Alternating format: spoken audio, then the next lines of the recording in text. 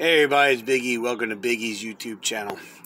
So, we're underneath the F250 and we want to, all the PM work we did the coolant flush, we changed the fuel filter, we changed top and bottom oil on it. So now, we want to change the trans fluid. So I'm going to do a quick video on that. So basically, I'm going to turn the camera here. So basically here, we have the E40 Ford Moco transmission metric. And unfortunately, it is the weakest link in the drivetrain. They put this transmission in anything that's two-wheel drive, some four-wheel drive, F-150s, and mid-sized cars. So they're putting this transmission, you know, behind a diesel that has the potential of putting out 500 foot-pounds of torque. You know, it's a problem. So what we're going to do is you want to lower the pan. So you're going to need a 10 millimeter, about a 6-inch extension, and a 3/8 ratchet, or if you have an air compressor or battery operated, you can do that. So what I'm going to do here, I'm starting in the back by the, let me see if I can help give some perspective here. So this here is your cross member here. Okay, let me move you back. And so here you see the transmission. So you're going to start back here, taking out the bolts.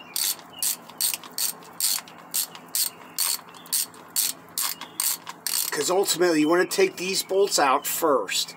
You're going to work your way towards the flywheel, flex plate, whatever.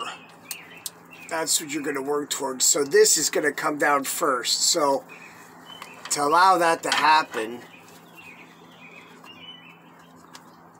you have to start with the back bolts, okay? Because you don't. That way, the oil spills away.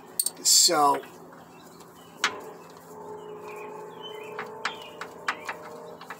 there's quite a few bolts. I forget. I have to count them then. But you might get a little mess because you might get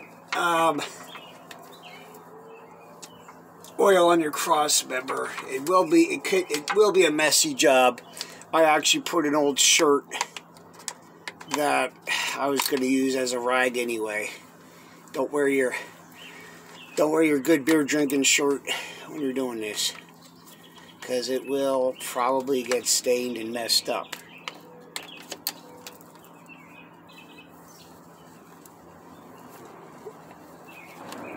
Alright guys, so what I'm going to do here, and while you're down here, inspect things like your trans cooler lines and other things for any kind of damage. You know, you do get rock set kick up and stuff, and other things that happen. So, you know, keep an eye out for that as well. Looking for any other leaks that are loose lines or hoses or anything that could lead. You know, just take a look around while you're down here. You know, take advantage of being here. What I'm going to do once I get the pan down, what I like to do is take a rag and wipe these cooler lines down.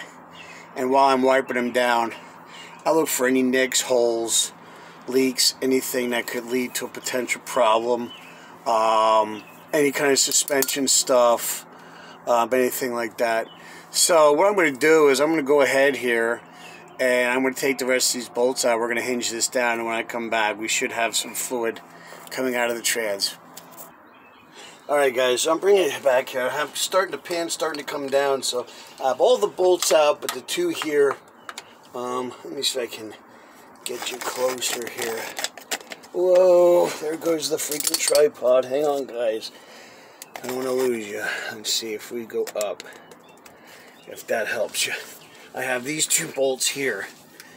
So I'm going to just go ahead, and as you can see the pan's coming down. I have my drain pan in place. Okay, so I'm going to go ahead and I'm going to, there's some fluid there I have coming out. You're not going to catch all of it. I mean, you need a huge drain pan. See, now it's starting to come out. But that's what I'm going to do. I'll have you look back there. You can see it starting to drip out. So I'm just going to alternate back and forth a couple of clicks with these bolts. And as you see, it's not real, it's red, but it is dirty. And that's your main reason for changing the filter, and that is you want to get the dirt out there, get clean stuff in there, and that way that'll help your transmission last, you know, a little bit longer. So I'm going to go ahead and continue this with dropping the pan down and letting the oil out. When I come back, we should have the pan off, and I'm going to clean it up, and we're going to knock the take a ball peen hammer and straighten out the rails and go ahead and swap the filter out. Alright guys, it's Biggie, I'm back. So here we have the pan, wiped it out. You can use something to clean it out that isn't going to leave residue. Like brake cleaner is really good, parts washer, I mean obviously a parts washer, but if you don't have access to a parts washer, brake cleaner is nice, brake clean I should say. It doesn't leave a residue. I didn't have any, so I used good old acetone. Same thing. So peeled the gasket off. So you see here, I don't know if you see here, there's some pieces of gasket that need to be taken off that could possibly cause a leak even with a new gasket. So take a single edge razor blade and just kind of go on a small edge and kind of like you're using a file, go like on an angle, either push or pull away, or you can just scrape it back and forth and it should come off pretty nicely. Just, you know, like I said, look around your gasket surface for anything that doesn't look quite right,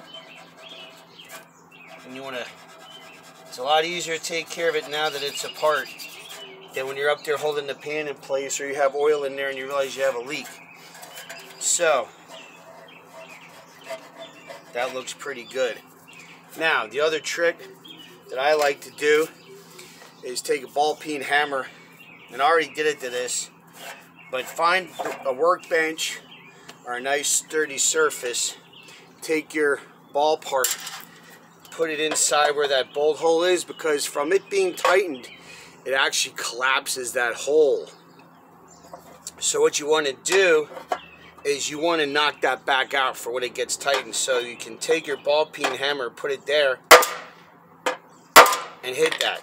It'll help push it out so this is nice and even. So when you go and you put your bolt back in and you tighten it up, it's going to pull this up, but it's not going to pull it past because the metal's already pushed down. So it's going to give you a nice flat, it'll help with it not leaking, you know, making a nice flat surface. So a little tip, so I'm going to go ahead, pull the old filter out, we're going to put the new one in, get the gasket on here and get the pan up and start putting some oil in here. The other thing I want to remind you guys is the magnet that's inside here. Make sure you clean that really good, because that's what collects like your clutch dust. I mean, you're going to get clutch dust no matter what. But make sure you clean that, because it's no use to do all this. I mean, you can see all the grime that I'm getting off of this. And I already cleaned it once. And they're hard to clean. Do the best you can. You know, remember, you're not a professional shop. But every little bit you get off of there is going to help. So I'm just going to go. I like using paper towels because you don't get as much lint. And they're disposed. You can throw them away. So we went ahead. So now that's pretty, except for that one spot, that's pretty clean. So you see the spot here. Let me bring it. Well, you'll know where you pulled it out, but there's like a nipple thing here they have. So go ahead and you're going to put that there. So now this pan is ready to put back in. So now I'm going to go ahead and dive under the truck and we're going to pull the old filter out.